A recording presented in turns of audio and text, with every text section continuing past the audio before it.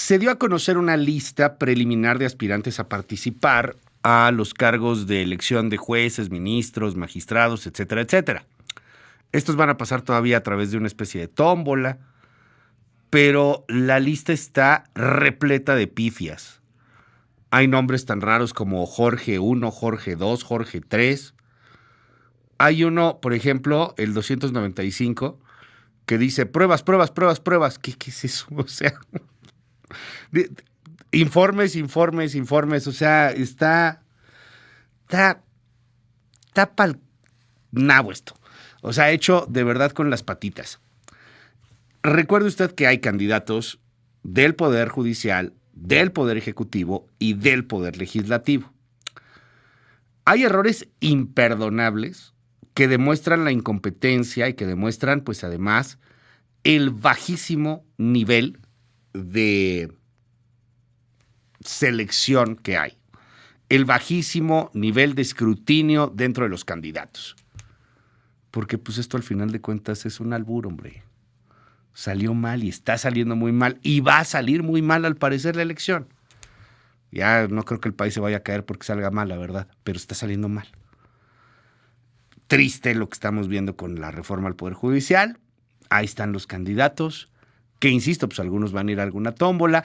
Achacan estos errores al área de informática. Ya sabe que la 4T nunca tiene la culpa de absolutamente nada. Para platicar del tema, le aprecio mucho a Francisco Burgoa, él es abogado constitucionalista, que nos tome la comunicación y que podamos platicar pues de lo que viene con la reforma al Poder Judicial. Gracias, muchísimas gracias, abogado. Qué gusto me va a saludarte, Francisco. Buen día. El agradecido soy yo, Luis. Muy buenos días para ti y para tu audiencia. ¿Cómo viste estos, pues ahora sí que la primera lista ahí que sale ya pública desde el Poder Legislativo? Mira, Luis, como dice el clásico, solamente una cosa tenían que ser bien, que era tener 12 días de retraso para que en esos 12 días presentaran una lista perfecta, una lista seria en donde se vea el supuesto profesionalismo de quienes integran el Comité de Evaluación del Poder Legislativo, porque se supone que escogieron a 5 personas intachables, 5 personas que tienen la capacidad técnica para poder llevar a cabo una etapa de este proceso de elección judicial, porque no se trata de minimizar esos errores que ya comentabas, unos, pero hay otros muchos más en el mismo sentido y que me parecen inadmisibles, imperdonables, porque estamos hablando de una etapa que es crucial para poder construir un listado de personas idóneas que sean los que posteriormente van a pasar a la siguiente etapa de la insaculación de la tómbola y luego ya con la aprobación de los poderes de cada poder y ya posteriormente se van a integrar las listas definitivas para que sean candidatos. Es decir, es una etapa crucial para la integración del nuevo sistema de justicia y que se cometan esos errores me parece de verdad inadmisible, no hay forma de justificarlos y luego esa pretendida deslinde de responsabilidad del comité, es que no fuimos nosotros, ese fue el área de informática. A ver, ¿quiénes son los que integran este comité? Pues van a ser 5 personas, no le pueden echar la culpa a los del área de informática, ellos son los que tienen la obligación de tener finalmente una revisión perfecta, que son muy pocos días indudablemente, que inclusive Luis, el próximo domingo ya tiene que estar la nueva lista, ya la definitiva de los perfiles idóneos para ocupar cada uno de los cargos, es decir, a mí me parece que humanamente es imposible que realmente los 5 integrantes de este comité y los del Poder Ejecutivo, porque es donde están los miles de candidatos, realmente puedan hacer una revisión de cada expediente con las cartas de los vecinos. ¿Son vecinos reales o son ficticios? ¿Las personas que se registraron son reales, están vivas o no? Es decir, realmente se inflaron o no se inflaron este listado, y de ahí que de verdad me parece que sí hay que hacer una crítica fuerte porque es inadmisible, imperdonable que se hayan cometido estos errores. ¿Qué opinión te merece el asunto de su sistema de puntuación? En el caso del Poder Judicial, tomaron en cuenta 39 factores, tengo entendido, y les hicieron además un examen fortísimo, complejo, escrito, de conocimientos. En el Congreso nomás los 3 factores que fueron lo del promedio y la honestidad y estas cosas de las cuales estamos platicando, no hubo examen escrito y tengo entendido que en el Poder Ejecutivo, pues 0 factores, ¿no? O sea, los consentidos, los que queremos, esos sí van, examen escrito, ni hablar. Hay una gran diferencia entre los candidatos del Poder Judicial, a los del Congreso, a los del Ejecutivo, cosa que además complica y confunde más a la opinión pública o a todos nos confunde francamente en una elección bastante abstrusa. ¿Qué opinión te merece? O sea, por un lado tienes candidatos que tuvieron que pasar un examen escrito durísimo y por otro lado, pues algunos que nomás porque se apellidan de tal manera o porque son leales a ya sabes quién. Y qué bueno que me lo preguntas, Luis, porque efectivamente de los 3 comités, el mejor integrado para mí es el Poder Judicial, porque hay magistrados, hay personas de la academia, hay personas del foro jurídico. Es decir, desde el punto de vista técnico, me parece que es el mejor y sobre todo precisamente porque como tenían la libertad cada comité de emitir su propia convocatoria estableciendo los lineamientos, dado los factores que establece el propio Poder Judicial a través de su comité, me parece que es el más serio, el más profesional, en donde indudablemente van a salir los mejores candidatos, porque además se van a someter a un examen escrito y un tema, por ejemplo, como la fama pública. En el comité del Poder Judicial se presume que todos tenemos una buena fama pública, salvo que se demuestre lo contrario.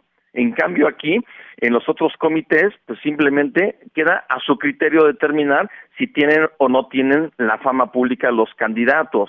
Es decir, sí hay indudablemente más facilidad de poder ser candidatos en los comités del Legislativo y del Ejecutivo, finalmente con un contexto totalmente político, y tan es así, Luis, que muchas de las personas que trabajan en el Poder Judicial, de carrera judicial, oficiales judiciales, secretarios, actuarios, que se inscribieron para ser candidatos a jueces o magistrados, o inclusive algunos de los que son jueces actualmente y que se postularon para poder ser magistrados, lo hicieron no por el comité del Poder Judicial, que me parece que sería la vía natural para ellos, no, lo hicieron a través del Legislativo, del Ejecutivo. ¿Por qué? Porque saben que tienen más probabilidades de llegar a los listados finales, y eso sí me parece una forma de demostrar cómo se está perdiendo la seriedad y el profesionalismo que debe de imperar en los 3 comités. Digo, el judicial me parece que es el que sí lo cumple, pero no así en el legislativo y ejecutivo. De los candidatos que se han empezado a ver, sobre todo los candidatos a ministros y ministras de la Corte son los que han tenido un poquito más de reflector.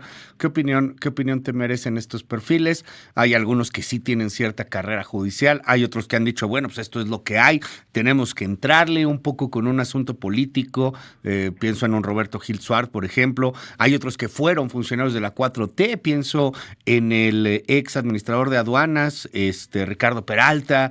¿Qué opinión te merecen los que ya empiezan ahí a tener reflector?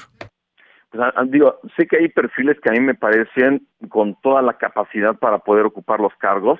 El caso de Roberto Gil, el caso de Ricardo Peralta, me conozco su trayectoria y me parece que con independencia de la evidente simpatía o militancia política, pues finalmente eso no es ningún impedimento.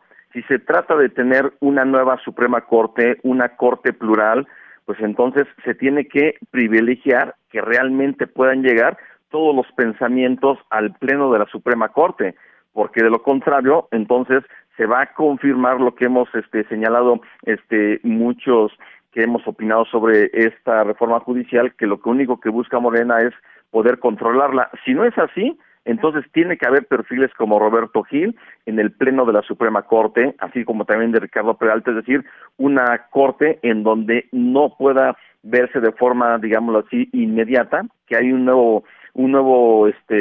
único perfil ideológico dentro del Pleno de la Suprema Corte. Veremos qué pasa, porque al menos sabemos que quienes tienen todas las posibilidades de llegar, pues va a ser Lenia Batres, Yasmín Esquivel y Loreto Ortiz. Ahí, digamos, hay 3 espacios ya de mujeres que me parece que sí van a llegar, y una de esas van a ser presidentas de la Corte, las 3, porque esta va a ser rotatoria cada 2 años dependiendo del número de votos que hayan obtenido.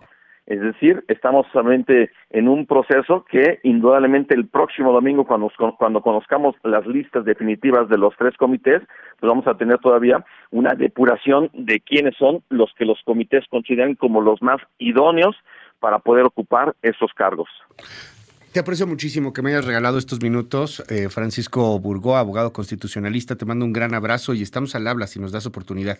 Con todo gusto, Luis. Excelente semana y fuerte abrazo también para ti. Gracias, va de vuelta el abrazo. Son las 6 de la mañana con 42 minutos. Las buenas noticias.